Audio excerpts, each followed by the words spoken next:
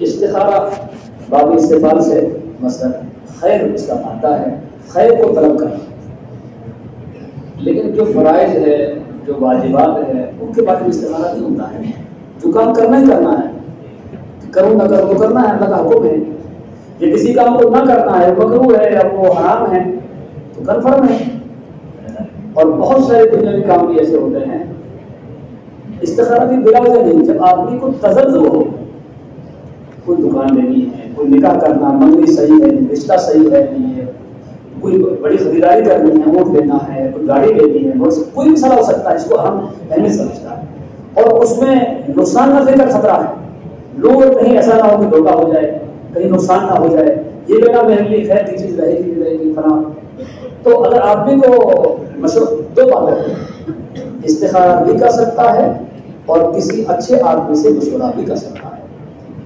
ہمارے حضرت شاہ صاحب رحمۃ اللہ علیہ فرمایا کرتے تھے کہ میں گھریلو معاملات کے اندر اس زمانے میں حضرت شیخ زکریا رحمۃ اللہ علیہ سے میں خط و کتابت کے ذریعہ مشورہ کرتا تھا.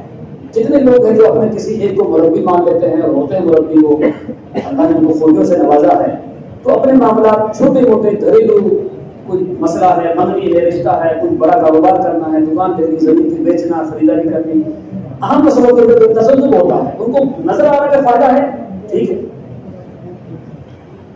لیکن جب تزلزل ہو رہا ہے تب استخارہ کرنا چاہیے. یہ ان کو فائدہ نظر آ رہا ہے کہ یہ ہے، یہ نقصان صاف ہے، یہ کام نہیں کرنا چاہیے، ٹھیک ہے، پہلے آزاد کا مطلب اب پھر استخارہ نہیں ہونا چاہیے. لیکن تزلزل ہو رہا، کروں نہ کروں، کروں نہ کروں، تو پھر ایسے موقع پر آدمی استخارہ کسی اچھے آدمی سے، کوئی استاد ہو، کوئی شیخ ہو، کوئی اللہ والا دیندار ہو. میں نے یہاں دیوبند سے قریب ایک گاؤں تھا، گاؤں ہے ابھی وہ جڑوکا نارا، یہاں کے طلبہ جانتے ہوئے، نہیں مظفر نگر سے 2-3 کلومیٹر آگے ہے. ٹرین بھی رکتی ہے وہاں پر، ٹرین رکتی ہے. وہاں ایک بزرگ تھے، ان کے والد گرامی حضرت مدنی رحمۃ اللہ علیہ کے خلیفہ تھے، نام مجھے ان کو یاد نہیں. اور یہ حافظ صاحب تھے، ان کو میں نے کئی بار دیکھا ہے. وہ یہاں بھی تشریف لائے دیوبند میں، حضرت مولانا جمیل صاحب یہاں آتے تھے کبھی. ہمارے پڑوس میں حضرت مولانا سید اطہر میاں صاحب رہتے ہیں، سالات میں سے بھی بڑے قابل اور لائق آدمی ہیں، بس لائق آدمی بہت اللہ والے ہیں. تو ان کے پاس بھی جاتے آئے، میں نے ملاقات کی. میں نے اپنے اکابر میں سے کئی کو دیکھا، ان کی مجلسوں میں دیکھا سنا، پھر میں بھی گیا. اپنے گھریلو مسائل کے لیے منگنی، رشتہ، فلاں فلاں، وہ ان کے پاس جاتے تھے. اور حافظ میں نے تو ان کو آخری عمر میں دیکھا، 2-3 بار گیا. تو ان کی آواز بھی سمجھ میں نہیں آتی. کرائے پر رہتے تھے، اسی گاؤں کے تھے، لیکن زمین نہیں تھی، مکان نہیں تھا، جھوپڑیاں کچھ تھی، وہ ٹوٹ گئی. کسی نے کہا کہ آپ میرے گھر پہ اوپر والا کمرہ خالی وہاں رہو، تو ایک بڑا سا کمرہ تھا، وہیں رہتے تھے. برآمدہ بھی تھا، ان کا ایک بیٹا بھی خدمت کرتا تھا. تو زبان تو ان کی صاف تھی نہیں، یہ نہیں مطلب تھا اور ہلکا ہلکا بولتے تھے وہ، لیکن قریب رہنے والے وہ سمجھ جاتے تھے کیا کہنا چاہتے ہیں. تو پوچھنے کے ساتھ میری بیٹی کا رشتہ کرنا چاہتا ہوں، فرمائیے آپ. تو کئی بار کہتے ہیں بہت اچھا رشتہ ہے، کئی بار یہ کہتے ہیں نہیں ٹھیک نہیں، اس میں نقصان ہے، ایسا ہوتا ہے. اور یہ بھی کہتے سنا کہ بھائی مجھ پہ کھول نہیں رہا ہے، یہ مجھ پر راز. ان کو کشف بہت ہوتا تھا، بہت کشف ہوتا تھا. وہ باتیں بہت بول کے کرتے تھے کہ یہ ایسا سا ہو رہا ہے. یہ اللہ رب العالمین کسی پر چیز کو کھول دیتے ہیں، اسی کو کشف کہتے ہیں. اور وہ کہتے ہیں نا مجھے اندھیرا لگ رہا ہے، مجھے نہیں معلوم ہو رہا ہے، میرے کو یہ بات کھل نہیں رہی، میں کیسے کروں، میں کیا بتاؤں. اب بار بار پوچھتے حضرت کروں نہ کروں، فلاں جگہ سے یہ کام ہو رہا ہے. ارے بھائی مجھے نہیں معلوم ہو رہا ہے، میرے پر بات کھل نہیں رہی، میں کیسے بتاؤں. یہ اچھی بات کی. دارالعلوم کے قضیہ نامرضیہ جو پیش آیا، اس کے کئی چیزیں ایسی ہیں جو یہاں بتانے کی ضرورت نہیں ہے. انہوں نے اس زمانے میں پیشن، میں نے کچھ لوگوں سے سنا کہ پیشن گوئیاں کی تھی، ایسا ہوگا ایسا ہوگا ایسا ہوگا. چنا کہ وہ 20 سال کی بات تھی، 15 سال کی 10 سال کی بات، وہ تمام چیزیں وہی ہوئی. ایسا بھی بہرحال ان کا انتقال ہو گیا چند سال پہلے. اور جب ان کے والد کا انتقال ہوا تو میں نے وہاں کے لوگوں سے سنا کہ ان کے والد نے کہا کہ بھائی پانی گرم کر دو، مہمان آنے والے ہیں، حضرت تشریف لائیں گے. کوئی خط و کتابت نہیں. اور ان کو کشف ہو گیا کہ حضرت مدنی رحمۃ اللہ علیہ وہاں سے روانہ ہوئے اور یہاں سے گزرے کہ میرے پاس آئیں گے. چنانچہ ایسا ہی ہوا، جیسا جیسا انہوں نے کہا انتقال بھی ہو گیا اور مہمان آنے شروع ہو گئے. حضرت بھی تشریف لائے اور جنازے کی نماز پڑھائی اور چلے بھی گئے. ان سے پوچھا آپ کو کس نے اطلاع کی؟ کسی نے اطلاع نہیں کی. تو مجھے آج ادھر سے گزرنا تھا. ایسا نہیں.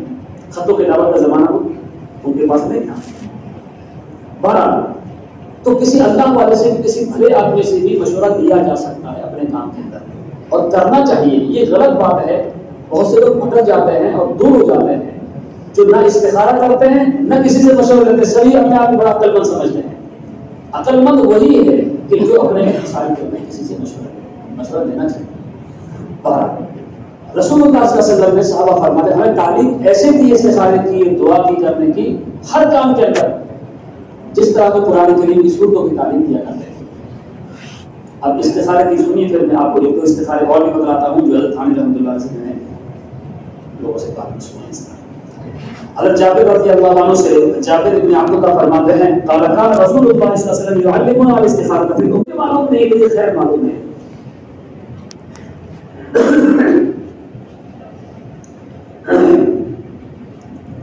استخارہ کرنے والا اچھا آدمی ہوتا ہے. حضرات محدثین کہتے ہیں کہ وہ صفت ملائکہ کے ساتھ میں متصف ہو جاتا ہے. فرشتے بھی وہی کام کرتے ہیں جس کو اللہ چاہتے ہیں. تو انسان جب استخارہ کرتا ہے تو گویا کہ وہ اپنے کرنے نہ کرنے تمام امور کو اللہ کی سپرد کر دیتا ہے کہ اللہ میں نہیں جانتا ہوں اس میں خیر ہے نہیں, دیر بھی کرتی ہے. ایک بات اور اس میں عرض کر دوں, صلاۃ الاستخارہ 2 رکعت پڑھنی ہوتی ہیں, رات میں سوتے ہوئے پڑھ لیں. اب بات پوچھتے ہیں کہ اس کی باتیں کر سکتے ہیں نہیں کر سکتے. کچھ ضروری بات ہو تو کر سکتا بھی, سب کچھ اپنا معمول پورا کر لیا, سو گیا ہے, معلوم ہو کہ صاحب لائٹ آ گئی ہے تو بلب بند کرنا ہے, یا کوئی اور معاملہ ہے, فریج بند کرنی, کولر بند کرنا, پانی گر رہا ہو, کوئی کام کر سکتا ہے چھوٹے موٹے, لیکن بلا وجہ اس کے بعد میں ان باتوں کے اندر نہ لگے. سو گیا صاف ستھرے کپڑے کا, تو پھر یا تو یہ ہے کہ کوئی خواب بالکل واضح خواب, ایسا خواب جس کی تعبیر پوچھنے کی ضرورت ہی نہیں, ان کو صاف نظر آئے گا. کبھی ایسا بھی ہوتا ہے کہ اس کو خواب نظر آئے گا لیکن اس کی تعبیر طلب کرنی پڑے گی, کسی سے پوچھنا پڑے گا کہ صاحب میں نے استخارہ اس کام کے لیے کیا ہے, مجھے خواب میں یہ چیز نظر آئی تو مجھے کیا کرنا چاہیے. ایسا بھی کبھی ہوتا ہے.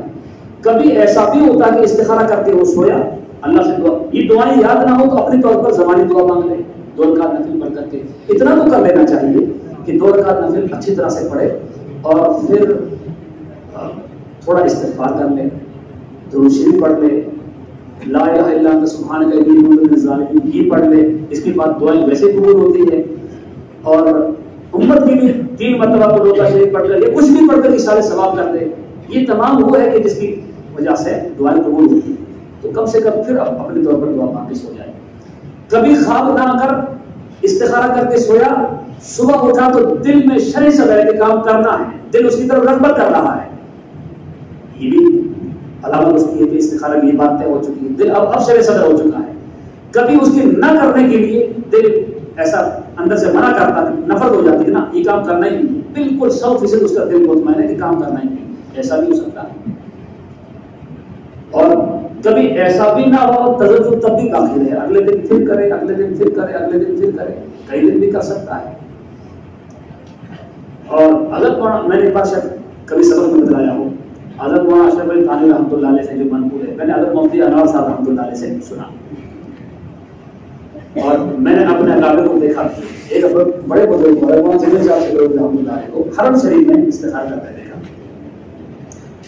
وہ ومن يعمل مثقال ذرة خيرا يره ومن يعمل مثقال ذرة شرا يره, یہ 2 آیات ہیں. آپ کاپی پہ لکھ لیں, کاغذ پر 3 ٹکڑوں پر لکھ لیں, یا پہلے لکھ لیں پھر ٹکڑے بنا دیں اس کے 3 پر فمن يعمل مثقال ذرة خيرا يره اور 3 پر شرا يره. لیکن حضرت یوں فرماتے تھے کہ قرآن شریف دیکھ کے لکھنا چاہیے. قرآن شریف کا جو رسم الخط ہے, یہ رسم الخط سے مراد یہ ہے کہ سماوات کیسے لکھنا ہے, عبد الرحمن کیسے لکھنا ہے. سماوات ہم لکھتے ہیں تو قرآن شریف کیسا لکھا ہوا, میم پر کھڑا زبر ہے یا میم الف اور ماء ہے. ایک مثال دے رہا ہوں آپ کو. اس لیے قرآن کریم میں جو رسم الخط جو صحابہ سے چلا آ رہا ہے اسی کو لکھنا چاہیے. اللہ نے اس میں تاثیر رکھی ہے, زبردست پیش بھی لگا دے, احرام لگا دے اس کے, تو اچھی طرح سے لکھ کر کے یہ تحریر ریٹنگ ایسا بنانا ضروری نہیں ہے. رسم الخط سے مراد میں وہ ہے جو میں نے آپ کو بتایا ہے.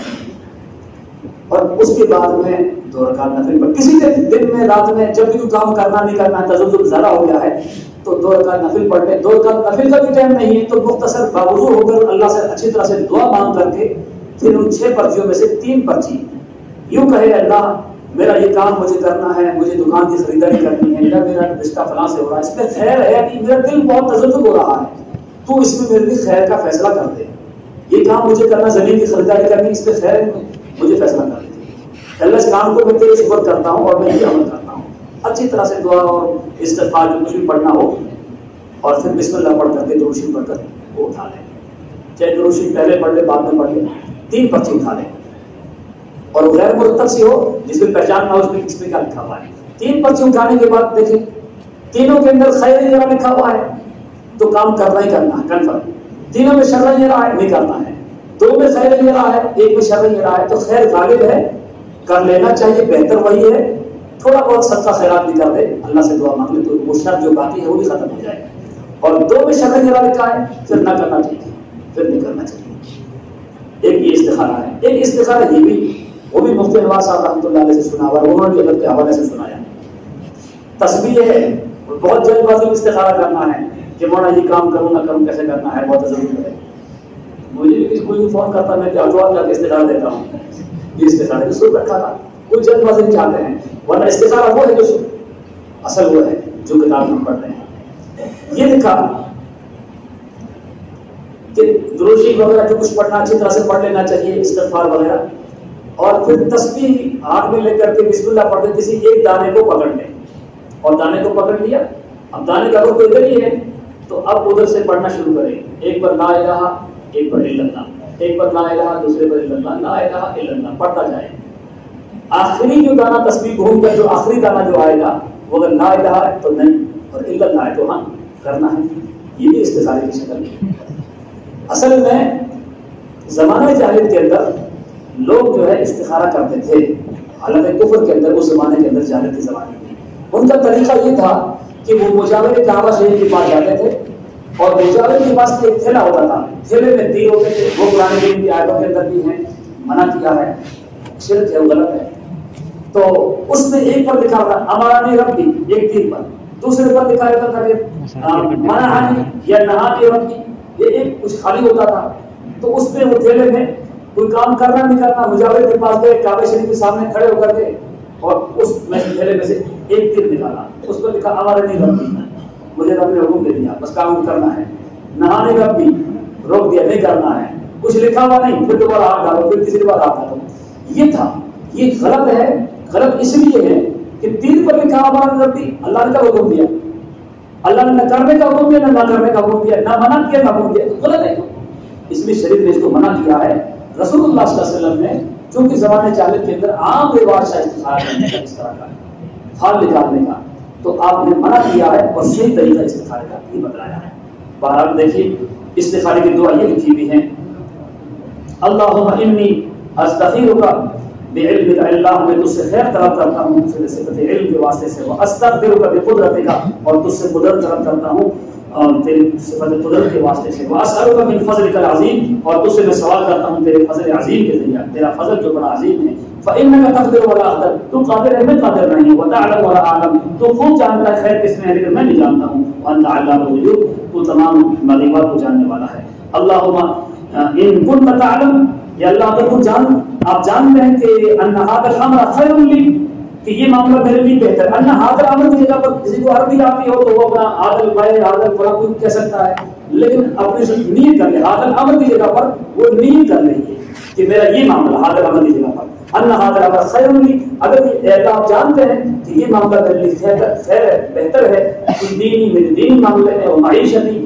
میری دنیا کی معیشت کے بارے میں، وعاقبت امری اور میرے آخرت کے معاملے میں بھی، تو 3 جملے ہیں، فی دینی و معیشتی وعاقبت امری، ان میں سے جملہ کہہ دے یا راوی کہتے ہیں کہ یہ نہ کہہ کر یہ بھی کہہ سکتا ہے، اور قالا فی عاجل امری و آجلہ، میرے جو ابھی جو معاملہ ہے اس کے اعتبار سے، اور میرے جو آخر کے معاملہ اس کے اعتبار سے، مفہوم دونوں کا ایک ہی، خلاصہ ایک ہی نکلتا ہے، فیسر لی، اللہ اس کو میرے لیے آسان کر دے، اور آسان کرنے کے بعد ثم بارک لی فی، اس کے اندر خوب برکت عطا فرما، وَإِن كُنتَ تَعْلَمُ أَنَّ هَذَا الْأَمْرَ شَرٌّ لِّي، اور اگر آپ جانتے ہیں کہ یہ معاملہ میرے لیے شر ہے، فی دینی و معیشتی و عاقبتی، میری دینی امور کے اندر، میری معیشت اور میری آخرت کے انجام کے اعتبار سے بھی، یا یہ جملہ کہتے ہیں عاجل امری و آجلی، مفہوم مقصد ایک ہی ہے، تو فصرف عنی، تو اس کو میرے سے پھیر دے، اس چیز کو میرے سے اب دور کر دے، اور وَاصْرِفْنِي عَنْهُ، اور مجھ کو بھی اسے دور کر دے، اور وَاقْدُرْ لِي بارک نصر سے وَاقْدُرْ لِي الْخَيْرَ حَيْثُ كَانَ، اور میرے لیے مقدر کر دے یا مجھے قدرت دے دے جہاں بھی وہ خیر ہے، اور ثم ارضنی، اور پھر اس کو میرے لیے تو راضی ہو جا، یعنی اس کو کام کرنے کے لیے میرے لیے تو اس کو اچھا بنا دے، بہتر بنا دے، رضامندی کا ذریعہ بنا دے، اور وہ سمیع حج، تو پھر اپنے حج کا نام بھی دے سکتا ہے۔